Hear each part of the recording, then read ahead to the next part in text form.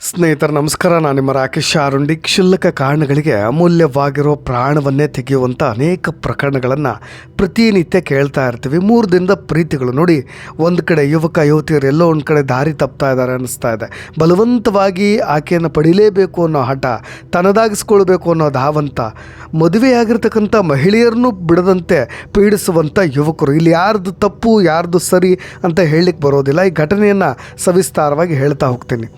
ಒಬ್ಬ ವ್ಯಕ್ತಿ ಮದುವೆಗೆ ಆಕೆ ನಿರಾಕರಿಸಿದ್ಲು ಅನ್ನೋ ಕಾರಣಕ್ಕೆ 2 ಮಕ್ಕಳಿರ್ತಕ್ಕಂಥ ತಾಯಿಯನ್ನೂ ಕೂಡ ಚಾಕುವಿನಿಂದ ಹಿರಿದು ಬರ್ಬರವಾಗಿ ಆಕೆಯನ್ನು ಹತ್ಯೆ ಮಾಡಿರ್ತಕ್ಕಂಥ ಘಟನೆ ಕೋಲಾರದ ಹೊರವಲಯದ ಬಂಗಾರಪೇಟೆ ಜಿಗ್ಜಾಗ್ ರಸ್ತೆಯಲ್ಲಿ ನಡೆದಿರ್ತಕ್ಕಂಥದ್ದು.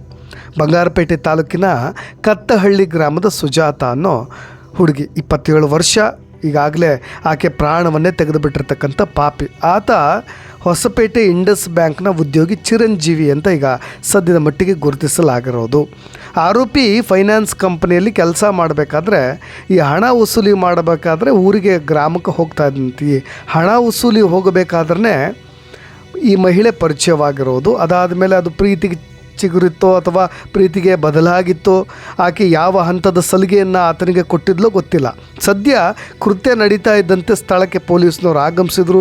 ಚಿರಂಜೀವಿಯನ್ನು ಹಿಡಿದುಕೊಂಡ್ರು. ವಿಚಾರಣೆ ಕೂಡ ಶುರು ಮಾಡ್ಕೊಂಡಿದ್ದಾರೆ. ಆದರೆ ಪೊಲೀಸ್ನವರು ಬರೋದಕ್ಕಿಂತ ಮುಂಚೆಯೇ ಸ್ಥಳೀಯರು ಈ ಚಿರಂಜೀವಿಯನ್ನು ಹಿಡಿದು ಹಿಗ್ಗಾಮುಗ್ಗ ತಿಳಿಸಿಬಿಟ್ಟಿದ್ದಾರೆ. ಸೋಷಿಯಲ್ ಮೀಡಿಯಾದಲ್ಲೂ ಕೂಡ ಆ ವಿಡಿಯೋ ವೈರಲ್ ಆಗ್ತಾ ಇದೆ.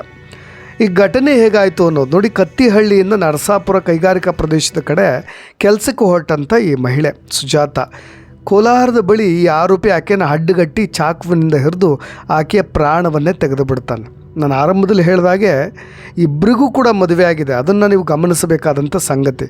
ಇಬ್ಬರಿಗೂ ಕೂಡ ಮಕ್ಕಳಿದ್ದಾರೆ. ಆದರೂ ಕೂಡ ಇನ್ನೊಂದು ಪ್ರೀತಿ, ಇನ್ನೊಂದು ಪ್ರೇಮ, ಆಕೆ ಪ್ರಾಣವನ್ನೇ ತೆಗೆಯುವ ಮಟ್ಟಿಗೆ ಹೋಗ್ತಾರೆ ಅಂದರೆ ಇವರ ಮನಸ್ಥಿತಿ ಹೇಗಿದೆ, ಈತನ ಸೈಕೋ ಮನಸ್ಥಿತಿ ಯಾವ ಮಟ್ಟಿಗಿದೆ ಅನ್ನೋದನ್ನ ನೀವು ಇಲ್ಲಿ ಗಮನಿಸಬೇಕು.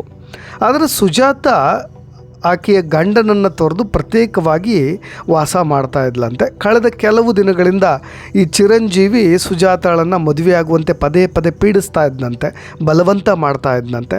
ಇದಕ್ಕೆ ಸುಜಾತ ಕೂಡ ಒಪ್ಪಿರಲಿಲ್ಲ. ಈ ಸಂಬಂಧವಾಗಿ ಆಗಾಗ ಇಬ್ಬರ ಮಧ್ಯೆ ಗಲಾಟೆ ನಡೀತಾನೇ ಇತ್ತು. ಕಳೆದ ರಾತ್ರಿ ಸಹ ಸುಜಾತಾಳ ಗ್ರಾಮಕ್ಕೆ ತೆರಳಿ ಮನೆ ಬಳಿ ಈ ಚಿರಂಜೀವಿ ಹೋಗಿದ್ದಂತೆ. ಅಲ್ಲೂ ಕೂಡ ರಿಕ್ವೆಸ್ಟ್ ಮಾಡ್ಕೊಂಡಿದ್ದಾನೆ. ಆ ವೇಳೆ ಸುಜಾತ ಆತನನ್ನು ತುಂಬ ರಿಗ್ರೆಟ್ ಮಾಡಿದ್ದಾಳೆ, ನಿರ್ಲಕ್ಷ್ಯ ಕೂಡ ಮಾಡಿದ್ದಾರೆ. ಇದರಿಂದ ಕೋಪಗೊಂಡಂಥ ಈ ಹುಚ್ಚು ಪ್ರೇಮಿ, ಈ ಪಾಗಲ್ ಪ್ರೇಮಿ ಮಹಿಳೆಯನ್ನು ಮುಗಿಸಿಬಿಡಬೇಕು ಅನ್ನೋ ನಿರ್ಧಾರಕ್ಕೆ ಬಂದುಬಿಟ್ಟಿದ್ದಾನೆ. ಇನ್ನು ನರಸಾಪುರದಲ್ಲಿ ಸ್ಟಾಫ್ ನರ್ಸ್ ಆಗಿದ್ದಂಥ ಸುಜಾತ ಕಳೆದ 3 ತಿಂಗಳ ಹಿಂದೆಯಷ್ಟೇ ಕೆಲಸಕ್ಕೆ ಸೇರಿಕೊಂಡಿದ್ದರು. ಈ ಹಿಂದೆಯೂ ಕೂಡ ಇವರಿಬ್ಬರ ನಡುವೆ ಹಣಕಾಸು ವಿಚಾರಕ್ಕೆ ಆಗಾಗ ಗಲಾಟೆ ಕೂಡ ನಡೀತಾ ಇತ್ತು. ಒಂದು ಸರಿ ಹಣಕಾಸು ವಿಚಾರಕ್ಕೆ ಸುಜಾತ ಮೇಲೆ ಈ ಆರೋಪಿಯೇ ಹಲ್ಲೆ ಮಾಡಿಬಿಟ್ಟಿದ್ದಂತೆ. ಈ ಸಂಬಂಧವಾಗಿ ಅವರ ಪೋಷಕರು ಕೂಡ ಬಂಗಾರಪೇಟೆ ಪೊಲೀಸ್ ಠಾಣೆಯಲ್ಲೂ ಕೂಡ ದೂರನ್ನು ಕೂಡ ಕೊಟ್ಟಿದ್ದರಂತೆ. ಆದರೆ ಪೊಲೀಸ್ನವರು ದೂರನ್ನು ತೆಗೆದುಕೊಂಡರು. ಅದನ್ನು ಹಾಗೆ ಮೂಲೆ ಗುಂಪು ಮಾಡಿಬಿಟ್ರು. ಈತನನ್ನು ಕರೆಸಿ ಹೆದರಿಸಿ 1-2 ಚಡಿಯೇಟನ್ನು ಕೊಟ್ಟಿದ್ದರೆ ಈತ ಈ ರೀತಿಯಾಗಿ ಮಾಡ್ತಾ ಇರಲಿಲ್ಲ. ಯಾವುದೇ ಕ್ರಮವನ್ನು ಕೂಡ ಪೊಲೀಸ್ನವರು ತೆಗೆದುಕೊಳ್ಳಲಿಲ್ಲ. ಈಗ ಮಗಳನ್ನೇ ಪ್ರಾಣವನ್ನು ತೆಗೆಯುವ ಕೆಲಸಕ್ಕೆ ಮುಂದಾಗಬಿಟ್ಟ. ಪೊಲೀಸ್ನವರು ಸರಿಯಾಗಿ ಕ್ರಮ ತೆಗೆದುಕೊಂಡಿದ್ದರೆ ನನ್ನ ಮಗಳು ಬದುಕ್ತಾ ಇದ್ಲು ಅಂತ ಪೋಷಕರು ಕಣ್ಣೀರಿಡ್ತಾ ಇದ್ದಾರೆ. ಈ ಕಣ್ಣೀರಿಟ್ಟರೆ ಬರೋದೇನಿದೆ ಹೇಳಿ? ಇಲ್ಲಿ ಯಾರನ್ನ ದೂರಬೇಕು? ಪೊಲೀಸ್ನವ್ರನ್ನ ದೂರಬೇಕು ಅಥವಾ ಈ ಬೀದಿ ಪೋಲಿತನದ ಈ ಪ್ರೇಮಿಗಳನ್ನು, ಈ ಪಾಗಲ್ ಪ್ರೇಮಿಗಳನ್ನು ದೂರಬೇಕು? ಅಥವಾ ಈ ಹುಡುಗಿ ಇವನಿಂದ ತುಂಬ ಹುಷಾರಾಗಿದ್ದಿದ್ರೆ ಆರಂಭದಲ್ಲೇ ಈ ಹುಡುಗ ಎಂಥವನು, ತಾನು ಮೊದಲೇ ಈಗಾಗಲೇ ಗಂಡನಿಂದ ದೂರ ಇದ್ದೀನಿ, ಯಾವ ರೀತಿಯಾಗಿ ಇರಬೇಕು ಅಂತ ಹುಷಾರಾಗಿದ್ದಿದ್ರೆ ಈ ಪ್ರಕರಣ ನಡೀತಾ ಇರಲಿಲ್ವೋ? ಇದಕ್ಕೆ ಸಂಬಂಧಪಟ್ಟಾಗಿ ನಿಮ್ಮ ಅಭಿಪ್ರಾಯ ಕೂಡ ಇಂಪಾರ್ಟೆಂಟ್ ಆಗುತ್ತೆ. ಅದನ್ನು ಕೂಡ ಕಮೆಂಟ್ ಬಾಕ್ಸ್ನಲ್ಲಿ ತಿಳಿಸ್ಬೋದು ಅಂತ ಹೇಳ್ತಾ ಇನ್ನಷ್ಟು ಅಪ್ಡೇಟ್ಸ್ಗಳೊಂದಿಗೆ ಮತ್ತೆ ಬರ್ತೀನಿ. ನಾನು ರಾಕೇಶ್ ಆರುಂಡಿ. ಧನ್ಯವಾದ.